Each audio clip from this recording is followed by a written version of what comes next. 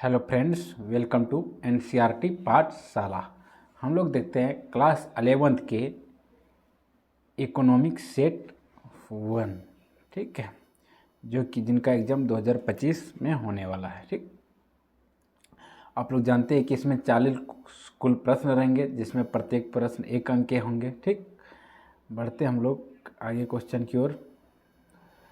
Question number 1 है, भारत में प्रत्येक वर्ष में जनगणना होती है, यानी कि भारत में जो है कितने वर्षों में जनगणना होती है। तो भारत में कितने वर्ष में जनगणना होता है? प्रत्येक 10 वर्ष में जनगणना होता है। नेक्स्ट क्वेश्चन है, सांख्यिकी शब्द का प्रयोग किया जाता है। सांख्यिकी शब्द का प्रयोग किस वचन में किया जाता है? क्या एक वचन में किया जाता है या फिर बहुवचन में किया जाता है? देखो, सांख्यिकी शब्द जो है वो दोनों में किया जाता है, एक वचन में भी किया जाता है और बहुवचन में भी किया जाता है। जब ये एक वचन में प्रयोग किया जाता है तो इसका अर्थ होता है सांख्यिकी विधियाँ, ठीक है, सांख्यिकी विधियाँ। और जब बहुवचन में इसका प्रयोग किया जाता है तो इसका अर्थ होता है डेटा या आंकड़ा। इसका अर्थ क्या होता है? डेटा या आंकड़ा, ठीक है। डेटा मतलब किसी भी चीज़ का डाटा निकालते हैं। तो इसमें जो है मेरा क्या ऑप्शन सही हो जाएगा? ए और सी। नेक्स्ट क्वेश्चन है, केंद्रीय प्रवृत्ति के अंतर्गत कौन सा माप आते हैं? देखो, केंद्रीय प्रवृत्ति के अंतर्गत जो आता है माध्य, माध्यिका एवं बहुलक तीनों आता है, यानी कि समांतर माध्य भी हो गया, माध्यिका भी हो गया, बहुलक भी हो गया। तो ऑप्शन नंबर 4 आपका क्या हो जाएगा? सही हो जाएगा। बढ़ते हम लोग क्वेश्चन नंबर 4 की ओर। क्वेश्चन नंबर 4 है कि निम्नलिखित में से कौन सांख्यिकी अध्ययन की अवस्था को दर्शाता है? फर्स्ट ऑप्शन है आंकड़ों का संग्रहण, आंकड़ों का प्रस्तुतिकरण। ये बोल रहा है सांख्यिकी अध्ययन की अवस्था को दर्शाता है। आंकड़ों का विश्लेषण, तो सांख्यिकी अध्ययन की अवस्था जो है पहले संग्रहण, यानी कि कोई भी वस्तु हम क्या करेंगे? संग्रहित करेंगे, ठीक है, एकत्रित करेंगे, फिर उसका विश्लेषण करेंगे, यानी कि विश्लेषण करेंगे, उसके बाद हम उसका क्या करेंगे? सबके सामने प्रकट करेंगे, प्रस्तुतिकरण करेंगे। तो सांख्यिकी अध्ययन में इन तीनों चीज़ आ जाते थे। इसका भी ऑप्शन क्या हो जाएगा? उपरोक्त डी। नेक्स्ट क्वेश्चन है, एक्सपेरिमेंट कोटि सहसंबंध के सूत्र को पूरा करता था। इसमें जो है कौन सा कोटि सूत्र पूरा करेगा? N square into n minus 1 होता है, ठीक है, यानी कि एन क्यू। यहाँ देखो एन अगर हम कॉमन ले लेते हैं तो एन स्क्वायर माइनस 1 हो जाएगा, नहीं तो आपका जो है सी ऑप्शन क्या हो जाएगा? सही हो जाएगा, ठीक है। क्वेश्चन नंबर 6 है, वह व्यक्ति जो आंकड़ा संग्रह करता है उसे क्या कहते हैं? जो व्यक्ति आंकड़ा को संग्रह करता है उसको क्या कहते हैं? प्रदर्शक। नहीं, प्रदर्शक नहीं, वो तो आंकड़ा को संग्रह कर रहा है, ठीक है। प्रदर्शक अगर वो कोई चीज़ बताएगा तब ना वो प्रदर्शक कहलाएगा। व्याख्याता, व्याख्या भी नहीं, व्याख्या नहीं कर रहा है, ठीक है, तो वो क्या कर रहा है? गणना कार्य कर रहा है। ऑप्शन नंबर बी आपका क्या हो जाएंगे? सही उत्तर हो जाएंगे, ठीक है। इसको आप समझे कि नहीं? ये जो है समझे कि नहीं है? जो होता है मैं एक बार लिख देता हूँ, एन स्क्वायर माइनस 1, ठीक है, ये ब्रैकेट में होगा, इधर एन होगा। जब इनको हम गुना करेंगे एन और एन को, तो एन क्यू हो जाएगा माइनस एन हो जाएगा। इसलिए ऑप्शन नंबर सी क्या है? सही है, ठीक। चलो हम लोग देखते हैं क्वेश्चन नंबर 7। बोल रहा सांख्यिकी का प्रयोग किया जाता है। तो सांख्यिकी का प्रयोग सभी के लिए किया जाता है, ठीक है, व्यवसायी के लिए भी किया जाता है, वैज्ञानिकों के लिए भी किया जाता है, अर्थशास्त्रियों के लिए भी किया जाता है। तो ऑप्शन नंबर डी सही हो जाएगा। नेक्स्ट क्वेश्चन 8 नंबर, आंकड़ों का चित्र में प्रदर्शन करता। प्रदर्शन करना मतलब क्या होता है? प्रस्तुतिकरण करना, ठीक है, क्या हो जाएगा? प्रस्तुतिकरण करना। नेक्स्ट क्वेश्चन, किसी माध्यम की वह विशेषता या प्रक्रिया जिसे संख्याओं के रूप में मापा जा सकता है या बदलता है, यानी कि किसी चीज़ को हम माप सकते हैं और वो बदलते भी हैं। तो बदलता क्या है? चर, ठीक है। चर मतलब क्या होता है? चर मतलब जो हुआ ना, जिसको हम लोग वेरिएबल्स बोलते हैं, जैसे एक्स हो गया, वाई हो गया, तुम लोग मैथ में बनाया होगा, जेड हो गया, कि माना इसकी लंबाई x मीटर है, तो उसका वेरिएबल उसको हमको एग्जैक्ट पता नहीं। मान के चलो तुमको दुकान भेजेंगे, अब बोलेंगे कि x केजी क्या ले आओ? चूड़ा ले आओ, तो तुमको खुद पता नहीं चलेगा कि हमको कितना केजी चूड़ा लाना है। नहीं, x मतलब कुछ भी, 2 केजी भी ले आएगा, 3 केजी भी ले आएगा, 2 क्विंटल भी ले लेगा। तो x मतलब उसका वेरिएबल मान होता है, ये बदलते रहता है, ठीक है। अगर तुमको बोलेंगे 5 केजी चूड़ा लेके आओ, तो तुम दुकान से क्या करेगा? 5 केजी ही चूड़ा लेके आएगा। लेकिन x केजी बोल देंगे तो तुम खुद ही पता ही नहीं चलेगा कितना लाना। तो वही है कि किसी तत्व का वह विशेषता या प्रक्रिया जिसे संख्या के रूप में मापा जा सकता है लेकिन वो बदलता भी है, तो उसको क्या बोलते हैं? चर, जिसको हम लोग क्या बोलते हैं? वेरिएबल्स। ऑप्शन नंबर सी आपका क्या हो जाएगा? सही उत्तर हो जाएगा। चलो ठीक है, हम लोग बढ़ते हैं क्वेश्चन नंबर 10 की ओर। क्वेश्चन नंबर 10 है, लॉरेंज वक्र का प्रयोग किसको मापने के लिए होता है? तो लॉरेंज वक्र का माप जो होता है वो अपीकरण के लिए। तो अच्छा, अपीकरण का मतलब क्या होता है? अपीकरण का मतलब होता है डेटा बिंदुओं के सेट में डेटा मापनों के प्रसार या बदलाव की सीमा होता है, ठीक है, अपीकरण। लॉरेंज वक्र जो होता है वो किसी चीज़ के मापक को दर्शाता है, यानी कि बदलाव को दर्शाता है, तो इसमें क्या कहलाएगा, अपीकरण होगा। ठीक, नेक्स्ट क्वेश्चन है सांख्यिकी के पिता किसे कहते हैं। इसका जो ऑप्शन दे रखा है ना मॉडल सेट में अलग ही दे रखा है। ठीक है, इसमें एडम स्मिथ सांख्यिकी के पिता नहीं है, वो जो है अर्थशास्त्र के पिता है। ठीक है, सांख्यिकी के जो पिता जो है वो प्रशांत चंद्र, भारत के जो है प्रशांत चंद्र महालोनोविस PC महालोनोविस, आप लोग याद किए होंगे। ठीक है, इसके साथ साथ जो है रोनाल्ड फिशर है। ठीक, कौन, रोनाल्ड फिशर, रोनाल्ड यहाँ लिख देते हैं, रोनाल्ड फिशर। ठीक है, तो इसमें जो है आपका मॉडल सेट में ऑप्शन आपका ए तो गलत हो जाएगा, एक पल के लिए अब बी इसको दे रखा है। ठीक है, अगर यही 4 ऑप्शन रहे तो आप बी मारना, लेकिन हालांकि इस प्रकार का क्वेश्चन जो है एग्जाम में गलत नहीं आता, बहुत कम ही चांस आता रहता है गलत, जितना मॉडल सेट में गलत दे रखा होगा।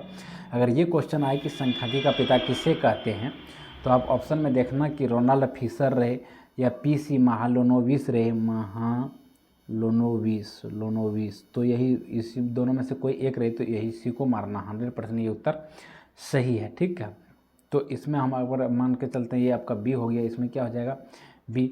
आधार वर्ष सूचकांक का मूल्यांकन क्या होता है, तो इसका ऑप्शन नंबर ए क्या है, सही उत्तर है। ठीक, बढ़े हम लोग क्वेश्चन नंबर आगे की ओर। क्वेश्चन नंबर 13, निम्नलिखित में कौन से सूत्र का प्रयोग अंतर चतुर्थक विस्तार ज्ञात करने के लिए किया था। अंतर चतुर्थक विस्तार मतलब IQR, इंटरक्यूरेटियल रेंज होता है। ठीक है, IQR, अगर ऐसे भी पूछे तो समझ सकना ये क्या होता है, Q3 - Q1 इसका सही उत्तर हो जाएगा। IQR बराबर भी पूछे तो क्या होगा, IQ3 - Q1। क्वेश्चन नंबर 14 है, पाई आरेख वह चित्र है जिसमें एक, देखो पाई, ये क्या है पाई, आप लोग मैथ बनाए होंगे, पाई का प्रयोग हमेशा किसके लिए किया था, क्या वर्ग का क्षेत्रफल परिमाप के लिए करते हैं, नहीं करते, वर्ग का लिए नहीं, आयत के लिए भी नहीं करते। वृत्त का कोई भी चीज़ निकालोगे तो उसमें किसका प्रयोग होगा, पाई का प्रयोग होगा, तो ऑप्शन नंबर सी क्या हो गया, सही हो गया। नेक्स्ट क्वेश्चन, टेलीफोन साक्षात्कार संग्रहण की विधि है, तो टेलीफोन साक्षात्कार संग्रहण का विधि जो है वो क्या है, आंकड़े है। ठीक है, इसके लिए इससे हम क्या कर सकते हैं, आंकड़ा कर सकते हैं। चलो हम लोग बढ़ते हैं क्वेश्चन नंबर 16 की ओर। निम्नलिखित में से नगद फसल कौन है। अच्छा, नगद फसल किसको बोलते हैं, जिसका उपज करके क्या किया जाता है, लोग पैसे कमाने के लिए करते हैं। ठीक है, यानी कि उसको घर में नहीं किया जाता है, हालांकि धान से भी हम लोग क्या करते हैं, लोग पैसे कमाते हैं, गेहूँ से भी पैसे करते हैं, लेकिन उसका अगर मान के चलो अगर नगद फसल पूछे तो उसका मुख्य रूप से घर में उसका प्रयोग बहुत कम ही होता है। जैसे कपास हो गया, अच्छा घर में कोई कपास का प्रयोग करने के लिए नहीं उपज करेगा, कपास हो गया, चाय हो गया। ठीक है, चाय घर में पीने के लिए बहुत कोई लगाता नहीं लगाता है ना, चाय, इसके साथ ये सारी चीज़ क्या होगा, तंबाकू हो गया। ठीक है, ये भी क्या है, नकदी फसल है, तंबाकू। ठीक है, जूट हो गया, ये सारे का सारे क्या है, नकदी फसल, यानी कि घर में इसका प्रयोग करने के लिए लोग खेती नहीं करते। तो कपास आपका क्या हो गया, नकदी फसल। नकदी फसल इसको व्यापारिक फसल भी कहा जाता है, जिसका प्रयोग व्यापार के लिए किया जाए उसी को क्या कहते हैं, नकदी फसल। नेक्स्ट क्वेश्चन है, हरित क्रांति से संबंधित है। हरित क्रांति में जो है किस चीज़ का प्रयोग किया गया था, HYB का प्रयोग किया गया था, कृषि यंत्रीकरण का प्रयोग किया गया था, रासायनिक उर्वरक का प्रयोग किया गया था, यानी कि उपरोक्त क्या हो जाएगा, इनमें से सभी। क्वेश्चन नंबर 18 है, मानव विकास सूचकांक के अनुसार कौन सा देश संकेतों में सबसे आगे गया। अब जान ही रहा है, नामे से पता चल रहा है, चीन।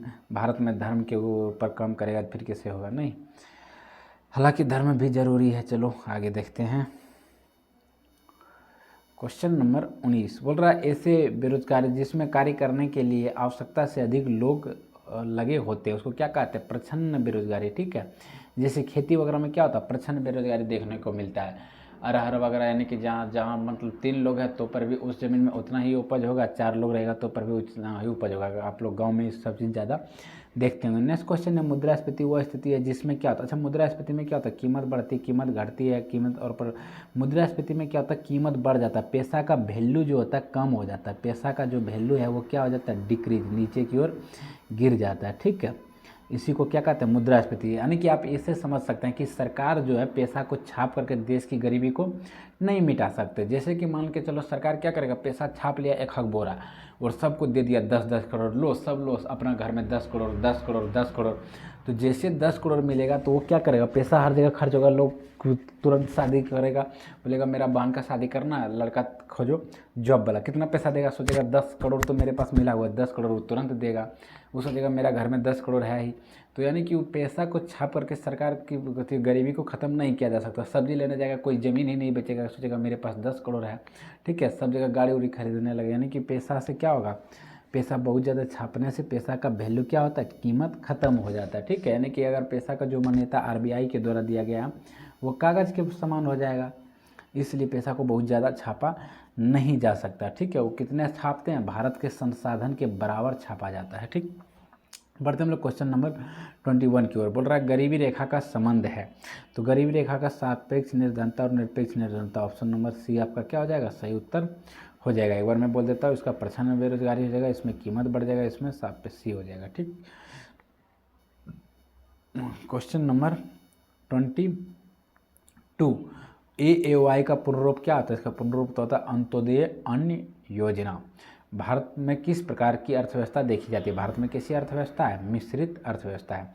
निम्नलिखित में कौन सा जैविक कृषि का गुण है, खेती में जैविक सक्रियता बढ़ता है, बिल्कुल बढ़ता है। मिट्टी में पौष्टिक तत्व बढ़ता है, बिल्कुल बढ़ता है। जैविक खेती अधिक महंगा होता है, नहीं भाई, जैविक खेती महंगा नहीं है। तो ऑप्शन नंबर आपका क्या हो जाएगा, डी, यानी कि ए सही है बी सही है, तो ए और बी इसमें दोनों दे रखा, तो ऑप्शन नंबर आपका डी बिल्कुल सही उत्तर है।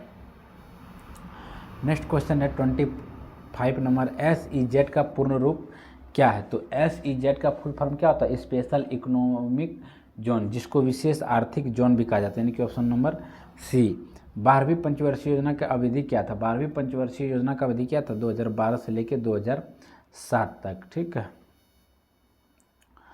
मानव विकास सूचकांक AID मापदंडों का एक सूचक है, बोल रहा है कि मानव विकास सूचकांक जो है HDI ह्यूमन डेवलपमेंट इंडेक्स, जिसका फुल फॉर्म होता है, किसका मापदंड है, ये कैसा है, कोई आध्यात्मिक है, नहीं भाई। ह्यूमन डेवलपमेंट इंडेक्स जो मानव विकास सूचकांक आध्यात्मिक भी नहीं है, राजनीतिक भी नहीं, धार्मिक भी नहीं है, कैसा है, सामाजिक है, समाज के द्वारा एक माप दिया गया है।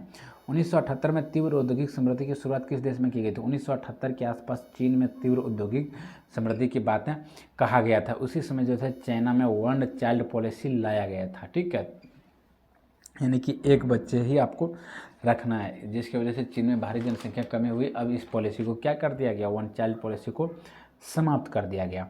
नेक्स्ट क्वेश्चन है 9 नंबर, सामाजिक आधारभूत ढांचा का मुख्य अंग क्या है, सामाजिक आधारभूत ढांचा का मुख्य अंग होता है शिक्षा, यानी कि जो भी चीज़ें हैं वो ज़रूरत की चीज़ें जरूरी होना चाहिए, ठीक है, जैसे संचार भी जरूरी हो गया, शिक्षा भी जरूरी हो गया। ऑप्शन नंबर आपका डी क्या है, सही उत्तर हो जाएगा। चलो हम लोग बढ़ते हैं क्वेश्चन नंबर 30 की ओर।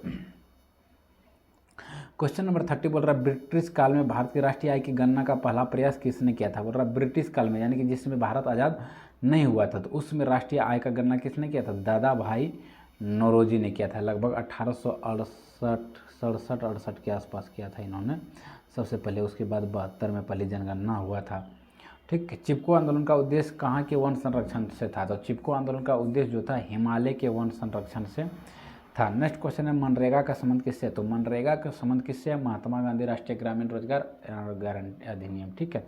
तो महात्मा गांधी राष्ट्रीय ग्रामीण रोजगार किससे, रोजगार से। इस पर मनरेगा में क्या किया जाता है, 100 दिन तक काम की बातें किया गया। अगर 100 दिन तक भारत सरकार काम नहीं दे पाता तो आपको क्या दिया जाएगा, बेरोजगारी भत्ता दिया जाएगा, ठीक है। हालांकि ये सब कागज़ पे लागू है, इससे लागू है नहीं, ठीक है। इससे मैया योजना चल रहा है, और इसके साथ साथ क्या है, अभी प्रधानमंत्री कृषि सम्मान निधि योजना चल रहा है, जो 4 महीने में 2000 आता है। चलो आगे बढ़ते हैं। योजना आयोग की स्थापना कब हुआ था, तो योजना आयोग का 15 मार्च 1950 को, ठीक है, 15 मार्च 1950 को इसकी स्थापना हुआ था। Option number C. Next question है सभी जीवित तत्व, पक्षी, जानवर, पेड़ पौधे, जंगल इत्यादि होते हैं कैसे, जैव तत्व, ठीक है, जीवित तत्व जी। तो नीति आयोग का प्रधानाध्यक्ष जो है, योजना आयोग का ही नाम जो है 1 जनवरी 2015 को नाम बदल करके क्या रख दिया, नीति आयोग। और योजना आयोग का अध्यक्ष कौन होता है, प्रधानमंत्री। तो नीति आयोग का भी अध्यक्ष कौन होता है, प्रधानमंत्री, ठीक है। अब समझ गए योजना आयोग की स्थापना किसने किया, कब हुआ था, 15 मार्च 1950 50 को सभी जीवित तत्व पंछी जानवर पेड़ पौधे जंगल इत्यादि कैसे होते हैं? जैव तत्व। नीति आयोग का प्रधानाध्यक्ष कौन होते हैं? भारत के प्रधानमंत्री अभी कौन है नीति आयोग के अध्यक्ष? नरेंद्र मोदी, श्री नरेंद्र मोदी जी, जो कि देश के हमारे माननीय प्रधानमंत्री हैं। ठीक, चलिए बढ़ते हैं हम लोग क्वेश्चन नंबर आगे की ओर। नरेगा का ही नाम जो है 2005 में नरेगा था, बाद में 2006 में इसका नाम बदल के क्या कर दिया? मनरेगा। तो इसमें आप लोग कन्फ्यूजन नहीं होना, नरेगा और मनरेगा दोनों एक ही चीज़ है, दोनों में 100 दिनों के काम का एक ही नाम ही वही है। ठीक है, तो इसमें 100 दिन की काम की रोजगार का प्रावधान किया गया है। नेक्स्ट क्वेश्चन है श्रम बल और कार्यबल का अंतर होता है। तो श्रम बल मतलब कहने का मतलब क्या होता है? व्यक्ति काम करने की इच्छा है तो वो काम खोज रहा है, आपको चौक चौराहे में मिल जाएगा। और कार्यबल मतलब होता है जो लोग किसी भी क्षेत्र में काम कर रहे हैं। इन दोनों का अंतर पूछ रहा है, तो इसको बेरोजगार श्रम कहा जाता है। नेक्स्ट क्वेश्चन है सरकार द्वारा लगाए गए प्रत्यक्ष या भौतिक नियंत्रणों से माफी चाहता हूँ अर्थव्यवस्था को मुक्त करना जाना जाता है। तो जो है अर्थव्यवस्था को मुक्त करना यानी कि भौतिक नियंत्रणों से मुक्त करना, उसको उदारीकरण कहते हैं। ठीक है, बढ़ते हम लोग क्वेश्चन नंबर 39 की ओर। बोल रहे हैं वे संसाधन जो निष्कर्ष के कारण अवशोषित हो जाते हैं उन्हें क्या कहते हैं? तो ऐसे संसाधन को क्या कहते हैं? अनवीकरणीय संसाधन कहते हैं। आगे हम लोग क्वेश्चन नंबर 40। आप लोग वीडियो को लाइक भी कर देंगे, ठीक है, और साथ में चैनल को सब्सक्राइब भी कर लेंगे। आप लोग देख रहे हैं कि मेरा चैनल में सब्सक्राइबर कम है, थोड़ा कर दो भाई, कोई दिक्कत नहीं है। आप लोग को पैसा थोड़ी लगेगा चैनल सब्सक्राइब करने में, और कर दोगे मेरे वीडियो भी आपके पास पहुंचेगा, हमको भी मेहनत करने में मज़ा आएगा, इसलिए कर दीजिए। क्वेश्चन नंबर 40 देखते हैं। गरीबी का दुष्चक्र की अवधारणा को किसने प्रस्तुत किया? तो गरीबी का दुष्चक्र का अवधारणा को किसने प्रस्तुत किया था? रैगनर नर्कस ने। ठीक है, ये नाम उल्टा पुल्टा देख के ये मत सोचना कि ये व्यक्ति नहीं होगा, ये बढ़िया देख के मार मत देना। ठीक है, ये रैगनर नर्कस ही होगा। चलिए हम लोग मिलते हैं नेक्स्ट वीडियो में, तब तक आप लोग मस्त रहिए, स्वस्थ रहिए, पढ़ाई में व्यस्त रहिए।